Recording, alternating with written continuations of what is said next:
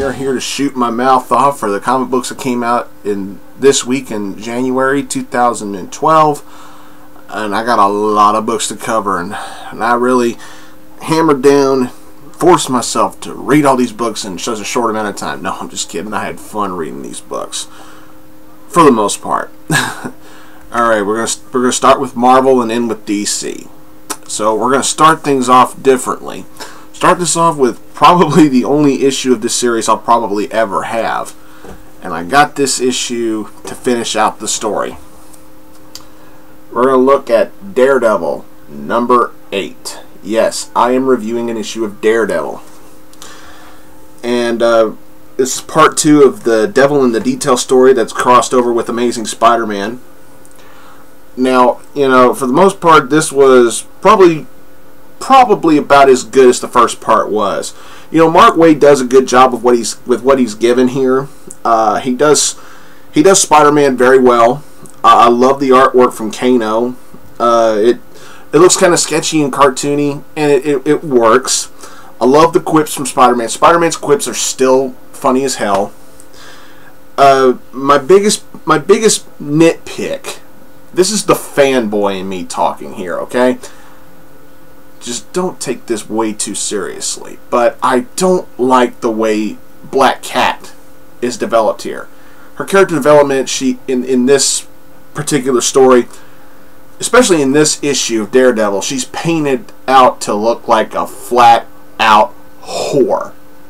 I mean, Black Cat is a slut. And all those people on the internet, both men and women, there's been arguments from both genders saying that they don't appreciate how some women in comic books have just are painted as nothing but sluts and, you know, sex pots and everything, and this doesn't. And this is probably going to help their argument even more. I mean, Marvel, what the fuck? I know Black Cat is supposed to be overly flirtatious and sexually playful, but I don't like it when she's flat out slutty. Because she's basically fucked both these guys. Pardon my French, but the thing is, she's having sex with both these guys, both Spider-Man and Daredevil. She's not having sex with Spider-Man now. She did before, but not now. So now she's going with Daredevil, in a sense. But the thing is, I didn't like it. That's just the fanboy in me talking. You can't please everybody, Marvel, but for the most part, I love what Spider-Man I know I probably spoiled the book, but I love what Spider-Man says when he actually sees Daredevil and Black Cat making out. He says, "This is my supervillain origin." That was the best part of the book. I love the espionage in here, very well detailed. I can't judge this. I feel like I can't judge this fairly because I don't collect Daredevil books. Some people will like it and some people will hate it. I know there's probably a lot of people out there who will love this more than I did, but I wanted to finish the crossover story. I figured, what the hell, I'd go for it. And the storytelling was good, but I didn't like the ending. That's all I can say. I'm just being honest. Alright. Amazing Spider-Man number 678. New York Destroyed. Oh, God, Peter, if only you had a flux capacitor, you could stop all the bullshit from happening. Dan Slott's back on the book. Thank you, Marvel. Thank you. Thank you. And Humberto Ramos is back on the artwork. Not everybody likes Humberto Ramos' artwork, and I understand that.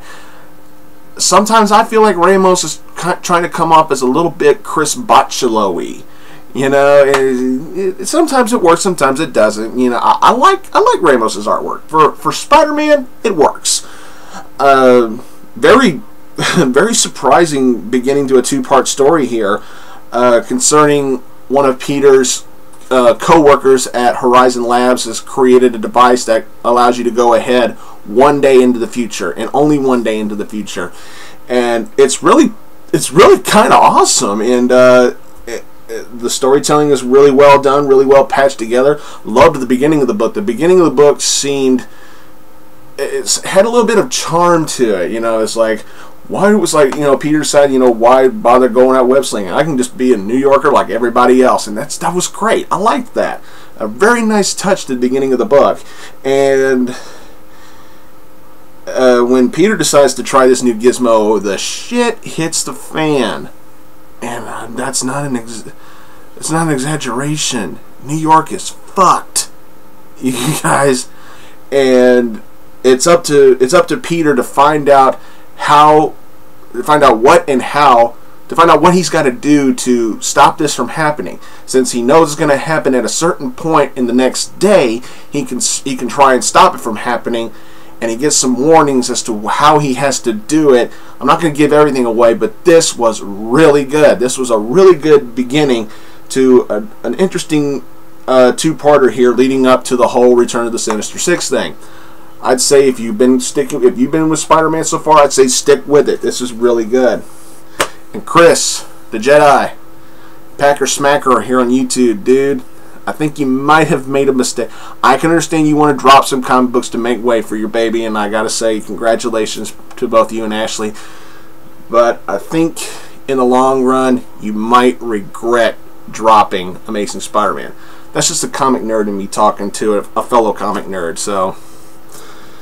But I can certainly understand and respect why you drop certain titles. That's all I can say. Alright, next up, Uncanny X-Men number 5. Gillen is still in the writing, but before I even opened the book, I saw the name on the cover of who did the artwork. Why, Marvel? Why? Why him? You ought to know, but you ought to know better than this. Why do you keep giving him the job of artist on Uncanny X-Men? I'm fucking sick of it. I'm just sick of it. I had to look past it. I had to look past the god-awful artwork because I'm sick and tired of everybody always fucking smiling. It was old years ago. However, the storytelling is good. It is good.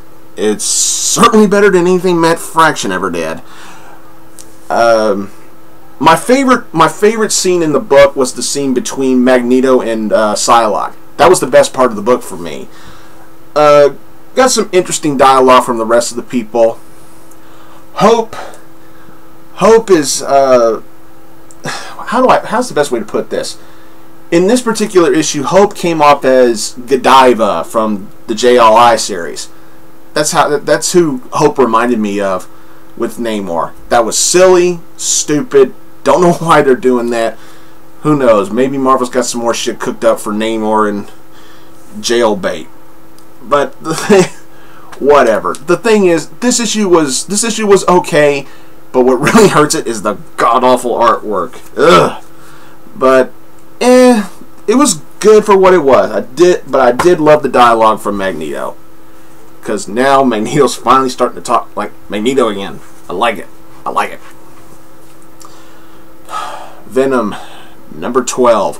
Holy shit. Holy shit. This was awesome.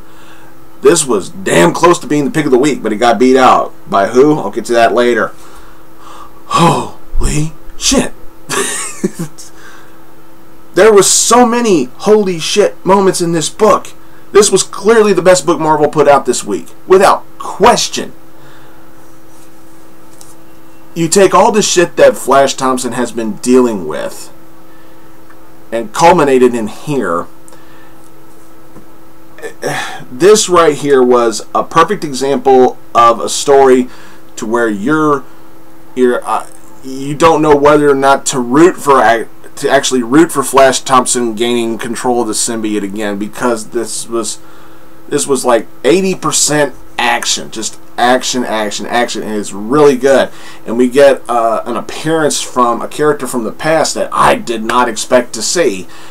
Well, not a full-blown appearance. We get a wink and a nod to a certain someone. I'm not going to spoil that, but it was really, really well done. And Flash does something in here as himself without the symbiote, he decides to do something, and I'm not going to give that away either, but man, Flash, man, that took some balls to do what you did. That took some real balls. I mean, at the end of this issue, I kind of felt like, what does this guy have left to live for? This was incredible storytelling by Rick Remender. I loved it. Stick with Venom. It's been incredible. Alright, on to DC. Batman Odyssey, Volume 2, Number 4 of 7. Why do I still get this? Simple. I'm a fanboy, and I already started the series. I'm halfway through it. Might as well finish it. That's all I can say for it, because this book just blows. It just fucking blows. This did nothing for me. I mean, I'm such a fanboy for Neil Adams' artwork, but his artwork is clearly better from the past. His artwork now, it's not up to par with his legendary artwork from the good old days. To me, the best character, the character that was drawn the best in here was Deadman, and this isn't even... Robin looked awful. Everybody else looked awful. Batman looked okay for the most part. It's Neil Adams, but it's just... The storytelling is a mess. It's just... I would strictly recommend this series only for the hardcore Batman fans. Otherwise, this book sucks. Moving along. Catwoman, number 5.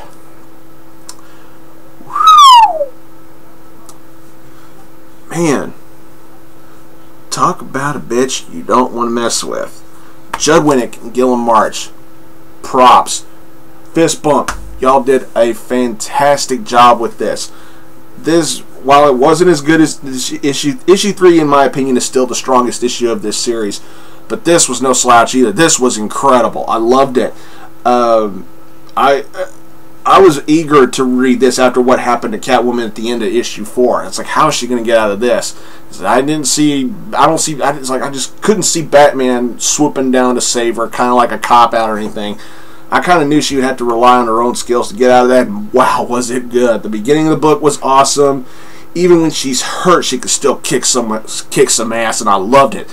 This was great. She comes across a certain something, and she comes across a stash of cash, and instead of doing the logical, sensible thing, she decides to, minor spoiler here, she decides to just splurge and just spoil herself.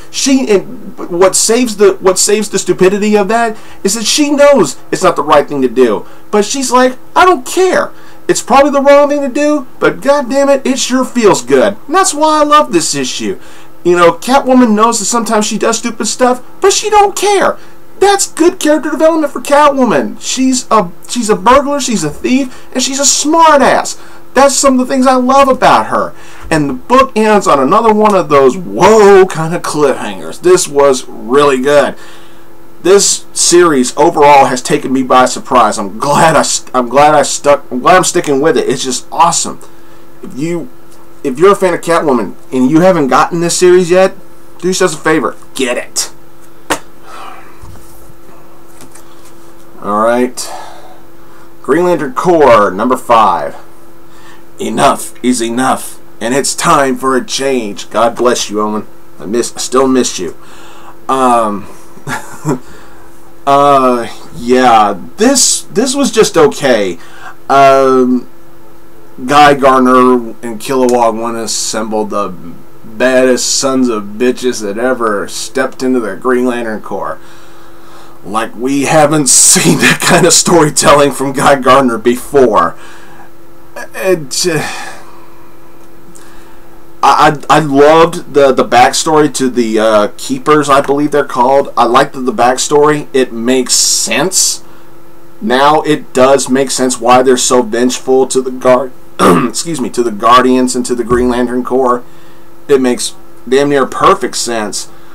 But the overall delivery of the story, it just, to me, it kind of felt weak, because it's it just felt like a stereotypical story of let's just get the biggest sons of bitches around and just go beat somebody up. You know, it's like God, how West Side Story can you get? It's not terrible, but then again, it's not perfect.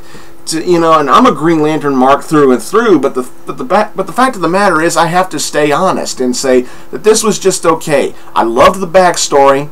I like where the series is. I still like where this series is going, but it's storytelling that I've seen. It's storytelling styles that I've seen before, and it's not really that different to me. But I'm sticking with it because it's still a good series, and I'd say stick with it because it was good for what it was. It just wasn't perfect. All right, Red Hood and the Outlaws, number 5. Now, I don't think this was as weak as my old buddy Quorum TV thinks it was, but I can see where he's coming from. This series has been a teeter-totter at the most. You know, sometimes it's been good, sometimes it's been flat out shitty. You know, the thing is, y'all, I didn't review issue 4, but what I will say is issue 4, I liked it. I loved that, you know, when Corey lost her powers, and then that little panel where she's like, Richard. I was like, God damn, we're getting our Starfire back. And then I read this, and I'm like, Scott Lobdell, you motherfucker, you just retconned that shit in less than a span of an entire issue. It's like Scott Lobdell, I kind of feel like, you know, with what happened in issue 4, Scott Lobdell was like, he wrote it, had it published and everything. He read it himself. It's like, I don't like this. I'll retcon it in the next issue. And it's just, and the way this, you know, retcon, as I call it, happens, it just felt like a little bit of a cop out, and it kind of weakened and cheapened the book itself. Arsenal's character steps up really well. This is the first time in the whole series that I actually am starting to take Arsenal seriously again. Still don't agree with the simple baseball cap and blue jeans bullshit, but you got to take what you can get with the New 52 here, I guess. But at the end of the book, once again, rinse, lather, repeat, Jason and his group of outlaws are in deep shit. We've seen that before, and I'm sure it's not the last time we've seen it. Overall, the story was good, but the cop-out retcon of Corey's powers really cheapened it for me, and I'm left feeling a little bit disappointed. Alright. Birds of Prey, number 5. Mind Control and Murder. I actually read this twice, and I still don't know what to completely think about it. I mean, this was just full of all kinds of twists and convolution that we still don't have answers for. But that doesn't mean it's a terrible book. I'm still loving this lineup of the Birds of Prey. I really still love Starling. She's fucking awesome. I love that stuff. I love the stuff that she says. I love her dialogue. I love her character. I love that she's badass and she knows it. It's just incredible. I love, you know, Starling. She's just wow. That's all I can say. Black Canary is awesome as usual, and of course, I love my Ivy. My Ivy. I'm just so glad to see her get a good role in the New 52. Katana's still batshit crazy, believing her sword's her dead husband, but that's what she believes, and I'm not going to doubt that. I'm not going to judge her for that. But this is still just still has questions from issue 4 that have not yet been answered, and I'm sure by issue 6 or 7 they'll finally be answered, because the ending just, to me, left me scratching my head going, what the hell is up with this? It's like what Starling says at the end of the book, I just couldn't fathom it. I really couldn't, and I didn't really know what to think. And I'm hoping the storytelling will be flushed out even further in the next couple of issues, but I'm still intrigued. This is a very intriguing kind of series. It's really, really well done, and I think it could be a bit underrated at times. Time for the pick of the week. Pick of the week goes to Batman number 5. Jesus Christ. What a humongous mind fuck by DC. Scott Snyder, Greg Capullo, wow. Oh my God. The way, it's like, to start with, there were times you have to read the book sideways and then completely upside down. I'm like, what kind of comic book does this shit? And not to mention the very chilling and dark storytelling in here. Batman's losing his damn mind, and you just can't help but, you know, can't help but feel for the guy. I mean, you want him, you always want Batman to succeed, but wow, I mean, his wits and his sanity are being stretched, tremendously stretched. It's just, what this guy, Talon, who I was calling the New 52 Owlman, but nah, his name is the Talon, and it's just, ooh.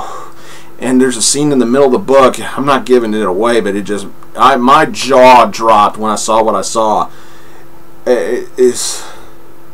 Where is DC going with this, and where does this story fit into the Batman continuity in this New 52 universe?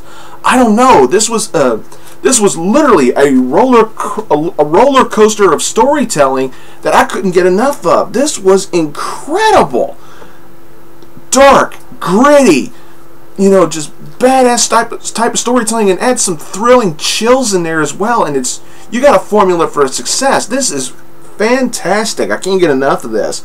I am so ready to read issue 6. It's not even funny.